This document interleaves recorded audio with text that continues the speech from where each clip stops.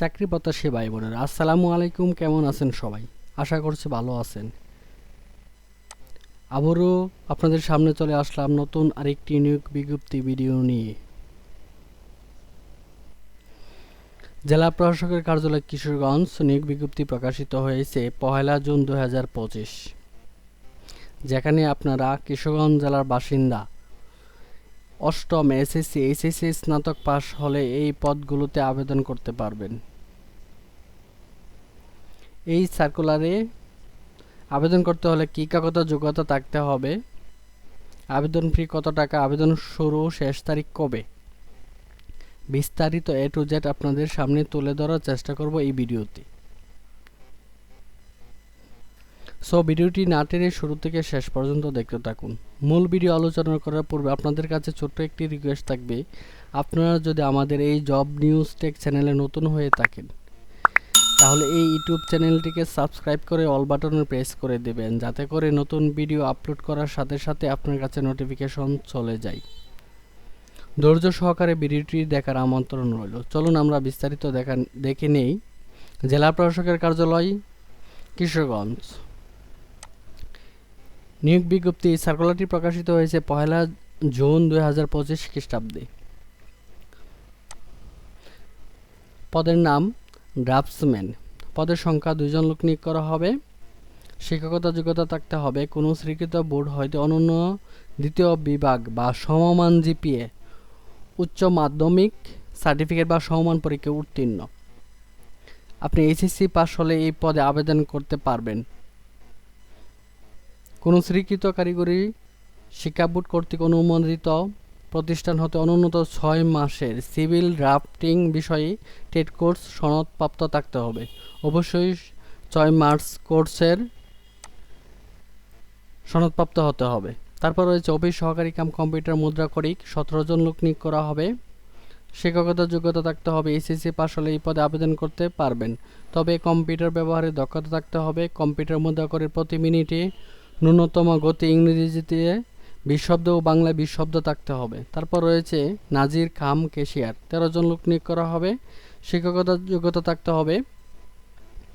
SSC pass হলে এই পদে আবেদন করতে পারবেন, তবে কম্পিউটার দক্ষতা, কম্পিউটার মুদ্রাক্ষরের প্রতি মিনিটে গতি ইংরেজিতে 20 শব্দ ও বাংলায় 20 শব্দ গতি থাকতে হবে, তাহলে এই পদে আবেদন করতে পারবেন। তারপর যে পদটি রয়েছে সার্টিফিকেট সহকারী, 12 জন লোক নিয়োগ করা হবে।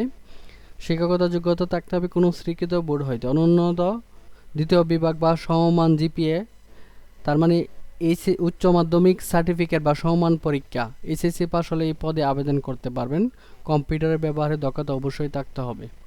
তারপর রয়েছে সার্টিফিকেট পেশকার, 12 জন লোক নিয়োগ করা হবে। শিক্ষকতার যোগ্যতা থাকতে হবে। এইচএসসি পাস হলে এই পদে আবেদন করতে পারবেন। অবশ্যই কম্পিউটারের দক্ষতা থাকতে হবে। তারপর রয়েছে ক্রেডিট চেকিং কাম সাইরাত সহকারী, 12 জন লোক নিয়োগ করা হবে। শিক্ষকতার যোগ্যতা থাকতে হবে। উচ্চ মাধ্যমিক পাস হলে এই পদে আবেদন করতে পারবেন। অবশ্যই কম্পিউটারের কাজ জানা থাকতে হবে। কম্পিউটার মুদ্রাক্ষরের প্রতি মিনিটে ন্যূনতম গতি ইংরেজিতে 20 শব্দ ও বাংলায় 20 শব্দের গতি থাকতে হবে। তারপর রয়েছে মিউটেশন কাম সার্টিফিকেট সহকারী, 12 জন লোক নিয়োগ করা হবে। শিক্ষকতার যোগ্যতা থাকতে হবে কোনো স্বীকৃত বোর্ড হইতে অনুন্নত বা সমমান জিপিএ, উচ্চ মাধ্যমিক। এইচএসসি পাস হলে এই পদে আবেদন করতে পারবেন, তবে কম্পিউটার ব্যবহারের দক্ষতা থাকতে হবে। তারপর রয়েছে ট্রেসার, 2 জন লোক নিয়োগ করা হবে। শিক্ষাগত যোগ্যতা থাকতে হবে।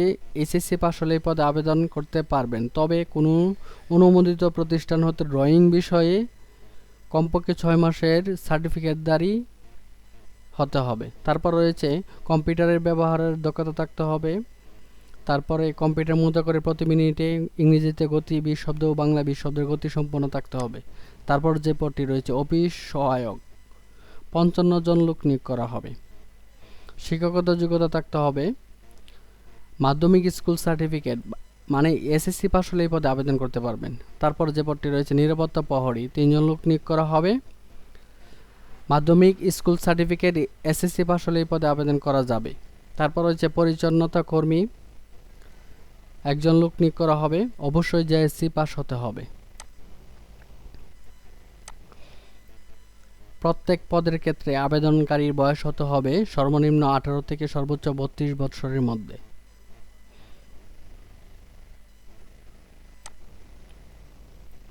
কিভাবে আবেদন করবেন, আবেদনের নিয়মাবলী। আপনারা যে এখানে দেখতে পাচ্ছেন dckishuganj.teletalk.com.bd, এই ওয়েবসাইটে প্রবেশ করে আপনাকে আবেদন সাবমিট করতে হবে। দেন টেলিটক সিমের মাধ্যমে পরীক্ষার ফি প্রদান করতে হবে। আবেদন শুরু শেষ তারিখ কবে? আবেদন শুরুর তারিখ হচ্ছে 16/6/2025 খ্রিস্টাব্দ সকাল 10 ঘটিকা হতে 15/7/2025 রাত 12 ঘটিকা পর্যন্ত। উক্ত সময়ের মধ্যে আপনাকে আবেদন করে ফেলতে হবে। আবেদন ফি কত টাকা? 1 থেকে 8 নং ক্রমিক পদের জন্য টেলিটক চার্জ সহ সর্বমোট 112 টাকা এবং 9 থেকে 11 নং ক্রমিক নং পদের জন্য টেলিটক চার্জ সহ 56 টাকা প্রয়োজন হবে। আপনারা যেখানে দেখতে পাচ্ছেন টেলিটক সিমের মাধ্যমে এই ফি জমাদানের পদ্ধতি।